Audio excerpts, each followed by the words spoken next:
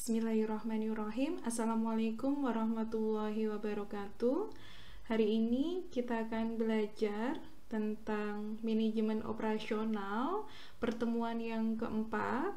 Pertemuan yang keempat ini akan saya bagi menjadi dua, yaitu mengenai manajemen kualitas dan total quality management. Sebelumnya, perkenalkan dulu, nama saya Rosana Eri Puspita, dan semua presentasi kali ini saya susun dari buku Manajemen Operasional yang ditulis oleh J. Hazer dan Barry Render. Seperti biasa, saya awali sesi perkuliahan dengan kata tanya why.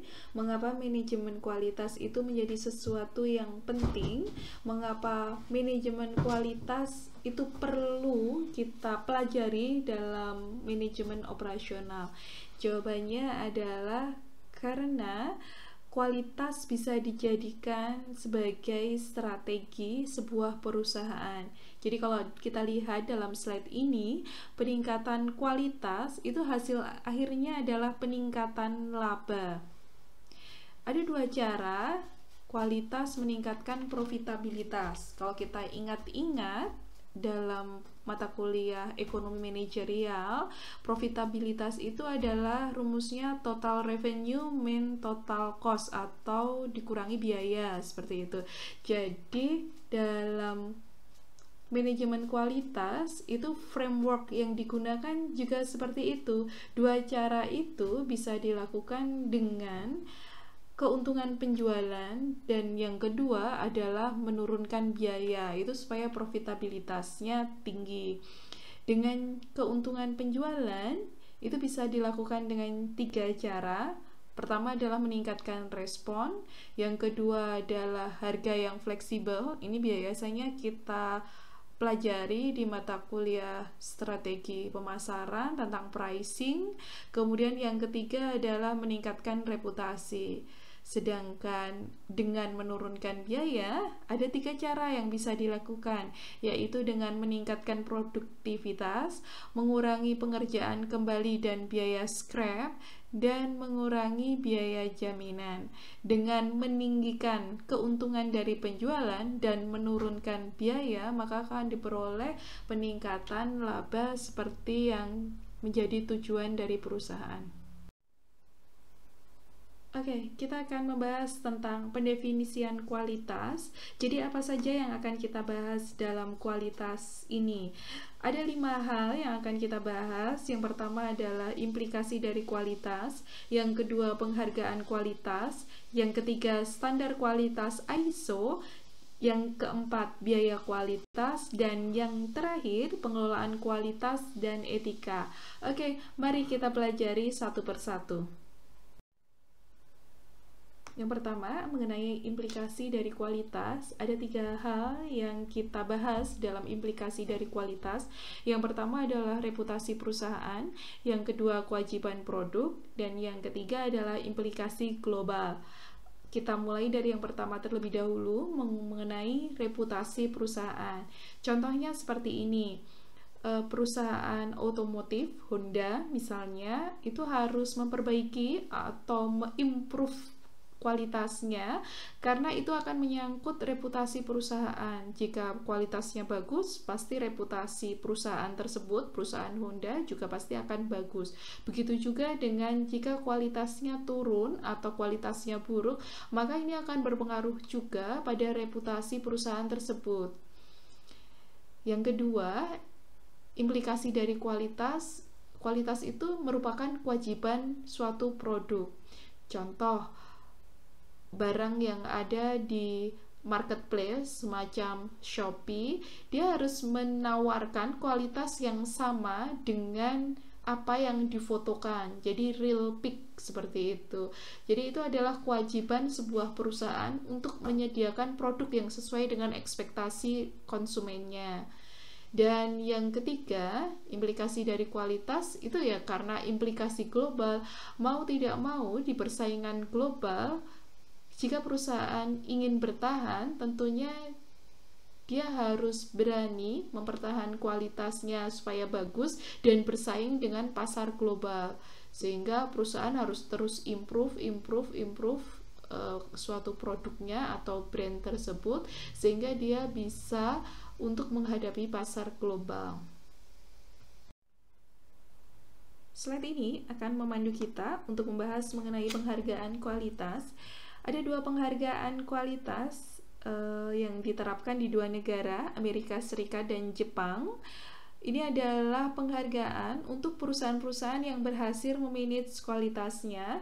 Di Amerika Serikat dengan Malcolm Baldrige-nya dan di Jepang dengan Deming Price-nya. Jadi kalau Malcolm Baldrige ini pernah didapatkan oleh perusahaan seperti Xerox, kemudian Hotel Ritz-Carlton, terus kemudian Cadillac dan Texas Instruments.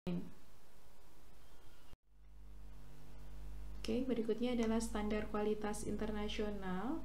Jadi kalau di internasional itu ada sebuah organisasi yang menangani tentang standardization atau sering kita sebut sebagai International Organization for Standardization, ISO gitu. Jadi kalau mengenai standarisasi kualitas itu ada di ISO 9000. ISO 9000 itu apa? Itu adalah kumpulan standar kualitas yang dikembangkan oleh ISO tadi, International Organization for Standardization. Terus kemudian apa saja yang distandarkan atau kriteria penilaiannya itu apa gitu ya. Ada 8 hal di sini. Yang pertama adalah kepemimpinan manajemen tertingginya, itu seperti apa. Terus kemudian kepuasan pelanggan, yang ketiga perbaikan berkelanjutan, yang keempat pelibatan manusia, yang kelima adalah analisis proses, yang keenam menggunakan dukungan data untuk pengambilan keputusan. Jadi dia menggunakan datanya seperti apa gitu. Nomor 7 itu pendekatan sistem untuk manajemen. Ini pernah kita bahas juga dalam mata kuliah manajemen kontrol sistem. Dan yang ke-8 hubungan pemasok saling menguntungkan. Jadi antar pemasok itu harus saling menguntungkan dengan perusahaan tersebut. Jadi ada 8 hal dan 8 hal ini nanti akan dijabarkan dalam indikator-indikator untuk menilai. Slide ini itu mengantarkan kita untuk mendiskusikan mengenai biaya kualitas atau cost of quality. Ada 4 hal biaya. Ada biaya pencegahan, biaya penilaian, biaya kegagalan internal, dan biaya kegagalan eksternal. Kenapa ini penting? Tadi sudah disampaikan di slide sebelumnya bahwa untuk meningkatkan profit, kuncinya ada 2, yaitu meningkatkan keuntungan penjualan, dan yang kedua adalah menekan biaya. Jadi ini adalah biaya-biaya yang bisa kita tekan gitu ya. Yang pertama adalah biaya pencegahan. Biaya pencegahan itu apa? Biaya yang terkait dengan pengurangan potensi barang atau jasa yang cacat.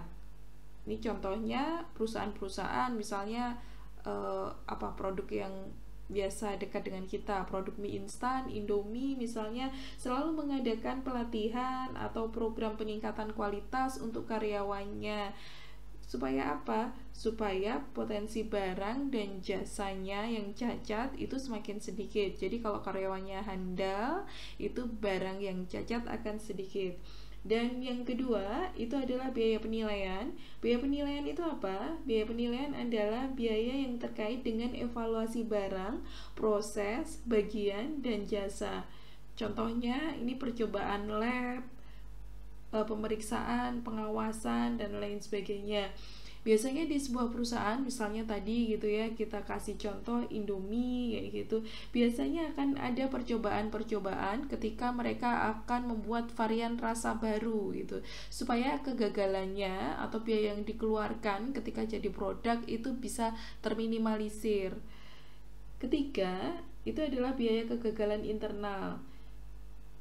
Biaya ini adalah biaya yang diakibatkan dari produksi barang atau jasa yang cacat sebelum dikirim ke pelanggan. Contohnya adalah pengerjaan kembali, bahan sisa, atau penghentian. Biasanya akan ada quality control gitu ya, yang akan mengawasi barang atau jasa yang akan dikirim ke konsumen itu akan dalam kondisi yang bagus. Dan yang keempat itu adalah biaya kegagalan eksternal. Biaya ini adalah biaya yang terjadi setelah pengiriman barang, jadi sudah terlepas dari perusahaan tersebut gitu. Contohnya adalah pengerjaan kembali, retur barang, tanggung jawab, kehilangan goodwill, atau biaya untuk masyarakat, cost of society. Jadi kalau di sini itu misalnya kita sering ya misalnya belanja online di marketplace, di Shopee gitu, barang yang mudah cacat, barang yang mudah pecah, terus kemudian dari perusahaan tersebut itu dikirim dalam kondisi bagus, tapi ketika pengiriman itu sering ada cacat sehingga sampai ke konsumen itu dalam kondisi cacat. Nah, ini adalah biaya pengiriman biaya kegagalan eksternal. Cara meminimalisirnya seperti apa? Biasanya konsumen akan ditawarkan untuk membeli plastik atau wrap gitu ya, yang bubble sehingga barangnya tidak akan pecah ketika pengiriman. Nah, ini adalah salah satu contoh yang bisa dilakukan oleh sebuah perusahaan. Ya, sampailah kita pada slide terakhir pada perkuliahan kali ini. Sengaja perkuliahan manajemen kualitas saya bagi menjadi 2 video karena terlalu panjang jika dijadikan satu. Jadi setelah sesi ini masih ada perkuliahan mengenai Total Quality Management atau TQM. Dan pesan saya ada 3 hal. Seperti biasa, yang pertama jangan lupa subscribe, yang kedua tinggalkan kelas _nama_nim di kolom komentar sebagai bentuk kehadiran Anda, dan yang ketiga silahkan bertanya di kolom komentar jika ada yang kurang jelas. Demikian dari saya, maaf jika banyak salah-salah kata. Wassalamualaikum warahmatullahi wabarakatuh.